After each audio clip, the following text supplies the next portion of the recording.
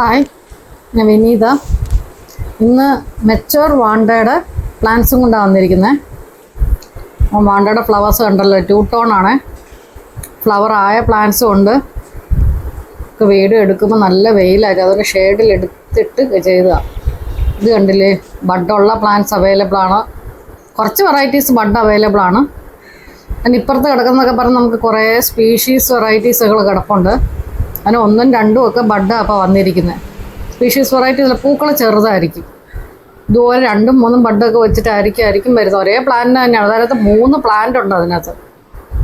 അതാണ് ഇതിൻ്റെയൊക്കെ plant size ചെറുതായിരിക്കും, പക്ഷെ 2ഉം 3ഉം പ്ലാന്റ്, 2ഉം 3ഉം ബഡൊക്കെയാണ്. പിന്നെ കുറേ വെറൈറ്റീസ് ഇത്രയും വലിപ്പമുള്ളതൊക്കെ ഉണ്ട്. ഇതൊക്കെ നോർമൽ വെറൈറ്റീസൊക്കെ തന്നെയാണ്. മെച്ചോർ പ്ലാന്റ്സ് ആണ്. കുറേ സ്പീഷീസ്, കുറേ കളേഴ്സ് വന്നിട്ടുണ്ട് ഇപ്രാവശ്യം. ഒരു 10-60 കളേഴ്സ് ഉണ്ട്. ആദ്യം കുറച്ച് കളേഴ്സ് ഞാൻ കാണിച്ചു തന്നു. നമുക്ക് ഇപ്പോൾ ചെയ്യാൻ പറ്റുമെന്ന് വെച്ചാൽ, സ്ക്രീനിൽ ഞാൻ വാട്സപ്പ് നമ്പർ ഇട്ടിട്ടുണ്ട്. അതിലൊരു ഹായ് ഇട്ട് കഴിഞ്ഞാൽ നിങ്ങൾക്ക് കാറ്റലോഗ് അവൈലബിൾ ആയിരിക്കും.